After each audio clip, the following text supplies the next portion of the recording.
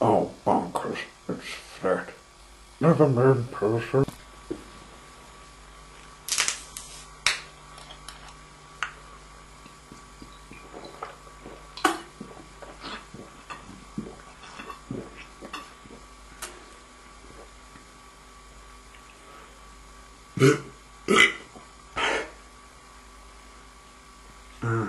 That was gone. It's John. It.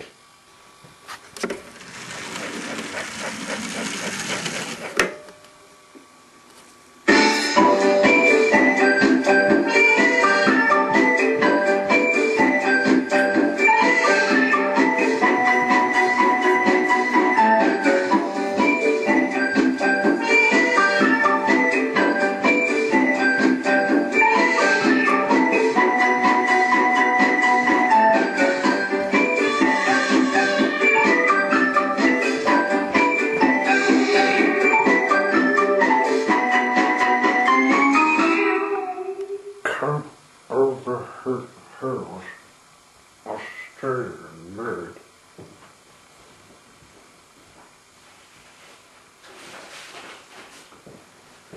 You're lucky to have a long name, will between Thomas and Percy. Maine is only 1.5 miles long with a station at Northford and another at Nittany.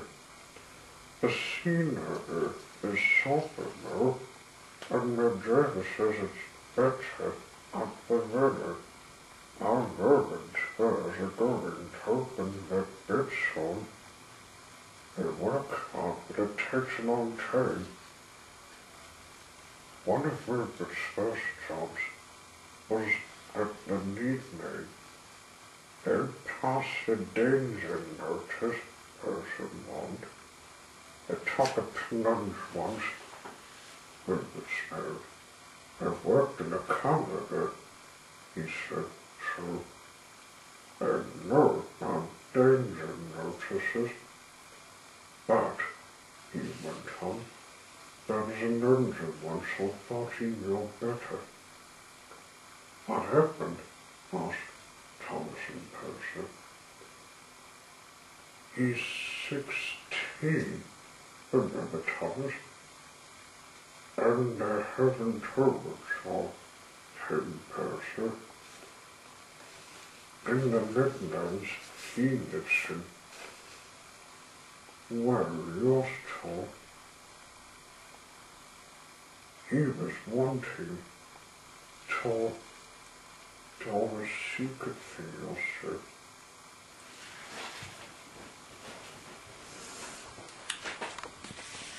Hey, it's a bit late. America's gone to bed. He remembered his mistake. He did so. He wants to live on this island without telling his secret plot. Rupert went on.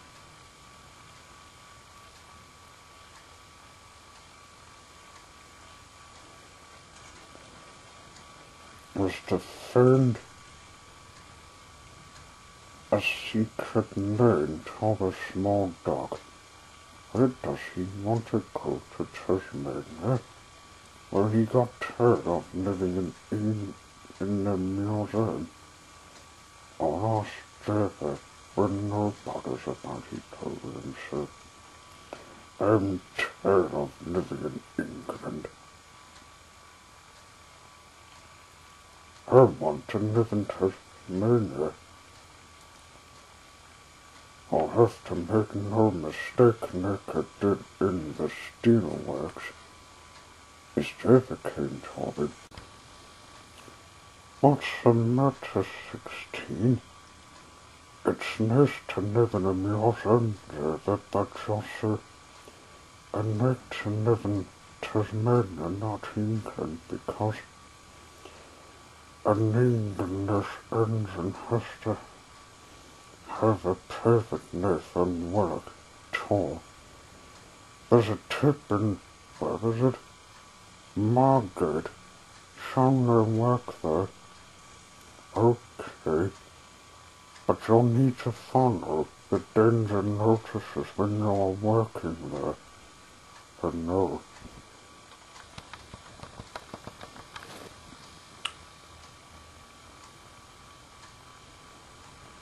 One day, 16's escape chance came. His crew came to get him ready. He knocked around to try and find the name to the abandoned quarry. There it was. And luckily someone left the gate open. But he saw the manager who was in his office. He knew he was busy to notice. So he snuck to the gate. Once he was full, he kept on sneaking to the lane in the watch. There he would be known to run and begin his plot. Yes, and at last, no one in New York must know where they am, he told himself. Rather than famine, this is how safe and your life to make and keep a secret. The child will be 16.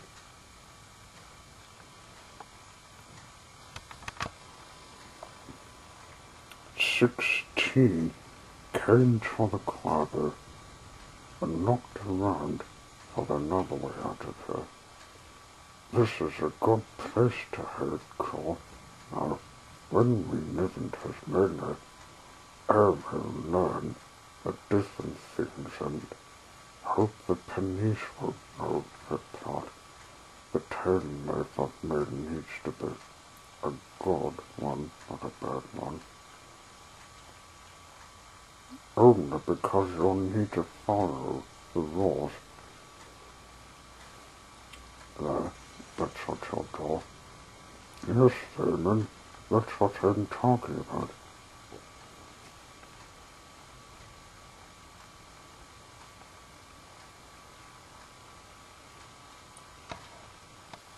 This says not in the yours, Tommy. On second thought, yes it is. Because I heard another engine knocking for me. No time to go to the small dock along that secret lane yet. Hidden in the shed. It can't find me.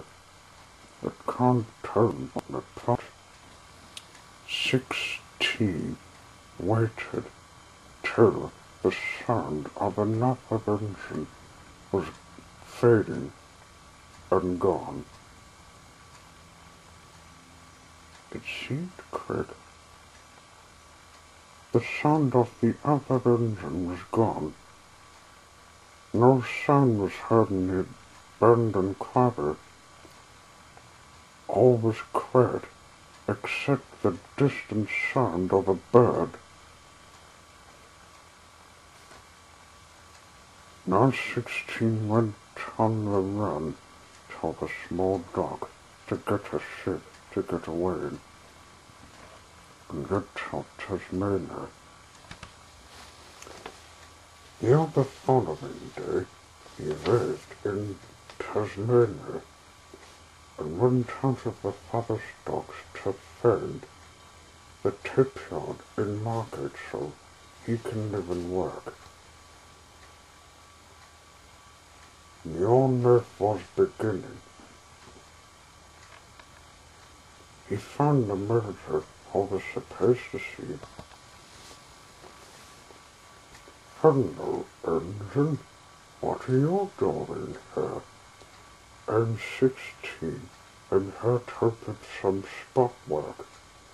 "Oh, well, there's a railway you can use and some dumping it for some other smelly stuff like coal." "Great. I'll get started. But be careful, that hillock is for the trucks, not engines." "Oh, okay. I suppose I'll follow the same."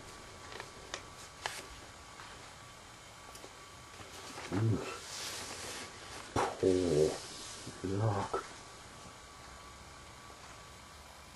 One morning, as 16 started his first work, dumping the poor, he was starting to get tired of stopping in the same spot, in front of the sea.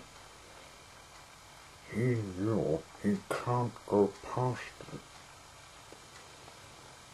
I'd better not drive it again, he thought. Your truck's best not pull me. The truck's concert, he didn't want them to pull him, so they didn't pull him. But when he was dumping the last Smyrna load of Paul, he suddenly felt his regulator not work. Oh no, he cried. By the time the driver pulled it,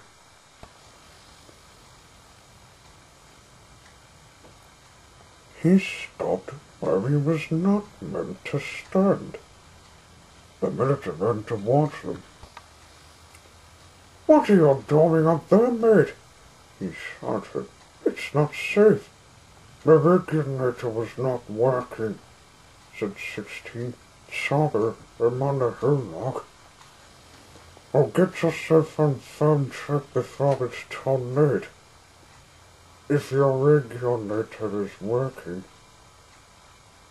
but it was already too late. The driver fastened the main lever so hard it broke off. In the famous year 16 couldn't get off the earth beneath his wheels, sank, and the rails sagged. A small rush of stones clattered away toward the bottom of the bed. Oh no, moaned 16, beneath his wheels, and beneath his weight, the rails sagged even more. Suddenly they fell away completely. As the crone leapt for safety, 16 overbalanced. The coupling from the trucks broke, and he rolled cab over hills, down the bank. He reached the bottom with a splash in the pool.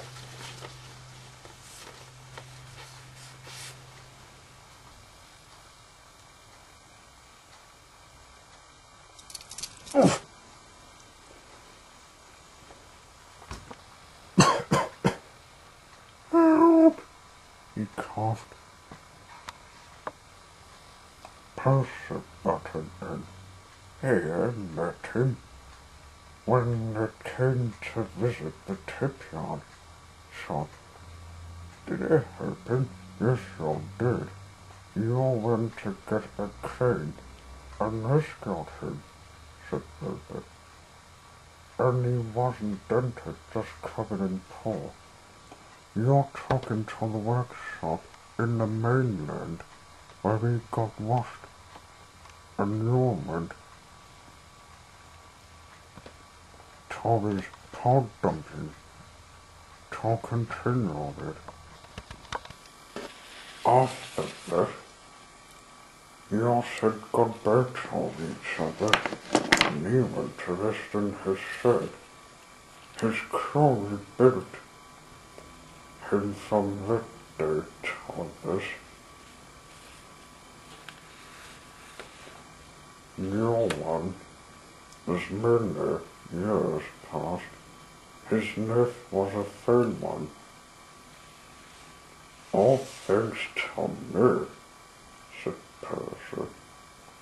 I asked the controller if he can stay with us on our island. He said yes, or he heard he was nearly well. And I have, said 16, the police arrived to talk to me. I told them a fake birth date I was married, and they said, "Welcome to Australia." That got them full. Their little dish was burned when they came here. The engine said to the